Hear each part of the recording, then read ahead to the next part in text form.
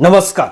आज की जो दो सबसे बड़ी खबर है वो मैं आप लोगों के बीच में लेकर के आया हूं। सबसे पहले बात करेंगे कि दाऊद इब्राहिम का जो भतीजा है वो कहीं ना कहीं फरार हो चुका है और पूरी तरीके से ये अभी सनसनी मची हुई है पूरे सोशल मीडिया पे और पूरी तरीके से नेशनल टीवी पे ये बात आ रही है कि दाऊद इब्राहिम का भतीजा किस तरीके से भागा और कहां भागा है और इसके पीछे कौन है। लेकिन उससे पहले आपको बताऊं कि सलमान खान जो जिस तरीके से वो होस्ट करते हैं, जो बिग बॉस 12 को लेकर के होस्ट करते हैं, अब पूरी तरीके से विवाद खड़ा हो रहा है।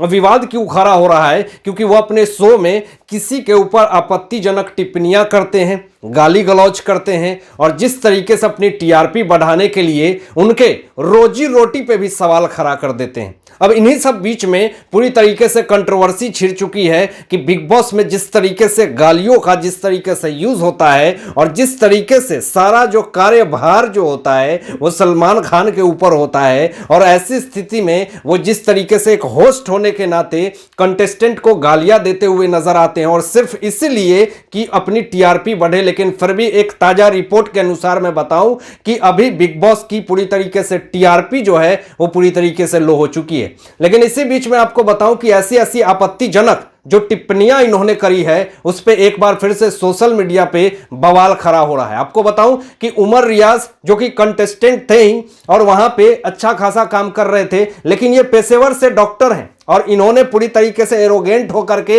एग्रेसिव बिहेवियर को लेकर के पूरी तरीके से सलमान खान ने उनको यह कह दिया था कि तुम्हारी एग्रेसिव जो बिहेवियर है उसको लेकर के कोई तुम्हारे पास पेशेंट भी नहीं जाएगा तो अपना इलाज भी नहीं करवाएगा। तो ये जो वाक्य उन्होंने कहा तो ये पूरी तरीके से उमर रियाज जो है वो पूरी तरीके से कंट्रोवर्सी में क्रिएशन में आ गए और उसके बाद बहुत सारी ऐसी समस्याएं हुई कि पेशेंट अब इनके पास जाना छोड़ दी। उमर रियाज ने यह कहा कि ये किसको हक मिलता है और मैं अगर किसी शो में जाता हूं तो ये किसे हक दिया गया है कि वो मेरे प्रोफेशन पे सवाल उठाए, मेरे बिहेवियर पे सवाल उठाए। आपने शो बनाया, आपने मुझे बुलाया, मैं गया, लेकिन आपका क्या अधिकार है कि आप मुझे वहां पे नीचा दिखाएं। ऐसे ही बहुत सारे ऐसे कंटेस्टेंट हुए जिनको इन्होंने भद्दी भद्दी गालियां दी, इनके फैमिली को लेकर के गालियां दी, इनके परिवार को लेकर के गालियां दी, निजी चीजें फैमिली मैटर को लेकर के उनको सामने ला करके पूरे देश और दुनिया के सामने रख दिया। और ऐसे बहुत सारे कंटेस्टेंट हैं जो कि एग्रेसिव बिहेवियर को लेकर के सलमान खान को काफी ज्यादा बुरा भला भी कहा उन्होंने और टीवी पर के आकर के नेशनल टीवी पर पे भी आकर के बहुत सारी बातें कही।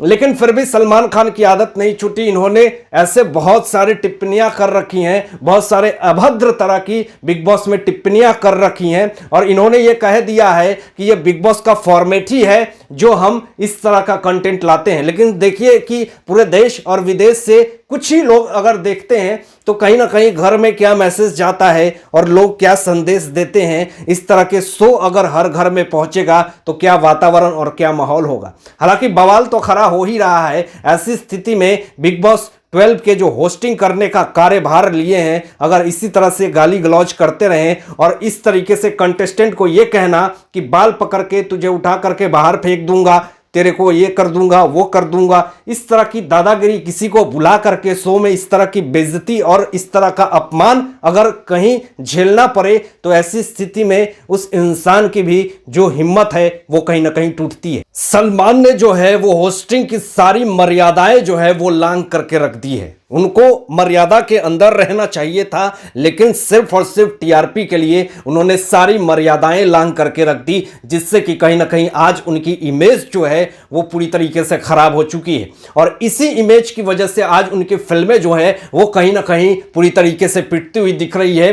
थिएटर में ऑडियंस नहीं पहुंच रहे हैं और ओटीटी प्लेटफॉर्म पे भी कहीं ना कहीं ऑडियंस की जिस तरीके से डिमांड है सोशल मीडिया पे, तो भी वहां भी ऑडियंस की पूरी तरीके से लतार उनको सहनी पड़ रही है। अब ऐसी सिचुएशन में क्या इस तरह की होस्टिंग करना और इस तरीके से देश और विदेश में जिस तरीके से नेशनल टीवी पे ये शो टेलीकास्ट होता है और ऐसे गाली गलौज का जिस तरीके से वाक्यों का प्रयोग करना क्या आपत्तिजनक नहीं है? ये जरूर बताएं आप कमेंट करके। लेकिन जो दूसरी जो सबसे बड़ी और ब्रेकिंग खबर जो आ रही है वो ये आ रही है कि मुंबई पुलिस ने आज तक जो काम किया है उनको वीर और बहुत उपाधि के रूप में लोग याद करते हैं, क्योंकि उन्होंने बहुत ऐसे ऐसे जो बड़े बड़े काम किए हैं, जिसको मुंबई पुलिस को आज भी लोग याद करते हैं। 1993 बम ब्लास्ट में जिस तरीके से मुंबई पुलिस ने आगे आकर के अपने जान को दांव पे खेल करके लोगों को बचाया था, आज भी मराठियों को पूरी तरीके से वो याद है। लेकिन अभी जिस तरीके से एक ब्रेकिंग और बड़ी खबर ये आ रही है कि दाऊद इब्राहिम का जो भतीजा है सोहेल कास्कर, वो पाकिस्तान में जाकर के बैठ गया है, छुप के बैठ गया है। और वो कैसे भागा है, किस तरीके से भागा है और कौन भगवाया है, ये भी आपको बताएंगे आगे इस वीडियो में। लेकिन आपको बताऊं कि जो सोर्सेस से खबरें आ रही है वो दुबई के रास्ते से निकल करके पाकिस्तान में जब शिफ्ट हो जाता है तब यूएस एजेंसी को पता चलता है, जो कि नार्को टेररिज्म के आरोप में उसको गिरफ्तार करती है यूएस एजेंसी।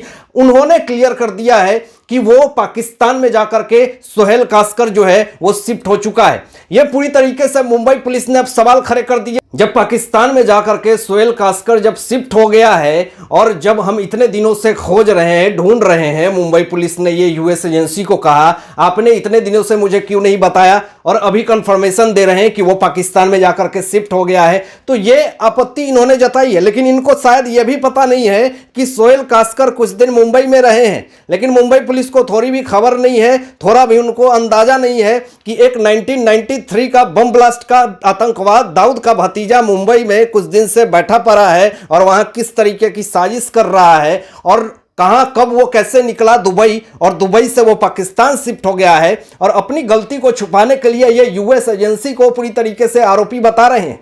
अब कुछ ना कुछ लोगों ने कहना शुरू कर दिया है सोशल मीडिया पे कि यहां पे कुछ नेता लोग मिलकर के भी ये काम कर सकते हैं, क्योंकि ये दाऊद इब्राहिम का भतीजा जिस तरीके से पूरा खेल जो रचा जा रहा है महाराष्ट्र में, आतंकवादियों का ठिकाना बना हुआ है। अब ऐसी स्थिति में तो सवाल उठेंगे ही, राजनीति पूरी तरीके से गर्म हो गई। अब विपक्ष के लोग पूरी तरीके से सवाल खड़े कर रहे हैं, शिवसेना पे, एनसीपी पे पूरी तरीके से सवाल गर्म कर रहे हैं। अब ऐसी स्थिति में क्या एनसीपी के नवाब मलिक जो हैं और भी कुछ लीडर लोग जो हैं, जो मुखिया बने फिरते हैं, क्या उनको आकर के इस पे सवाल का जवाब नहीं देना चाहिए? जो इतने बड़े आरोपी जो जा करके चुपचाप बैठ जाता है पाकिस्तान में, और अभी जिस तरीके से पूरा माहौल गर्म हो चुका है, ऐसी स्थिति में तो प्रेस कॉन्फ्रेंस करना चाहिए। लेकिन बीजेपी ने साफ तौर पे यहां पे इल्जाम लगा दिया है कि कुछ गुटनीति हो रही है, कुछ कूटनीति हो रही है और कुछ लोगों ने मिलकर के ये साजिश करी। अब यहां पे मैं आपको बताऊं कि हाई कमांड मीटिंग पूरी तरीके से जारी हो चुकी है। यूएस की एजेंसी अपने तरफ से मीटिंग जारी कर रही है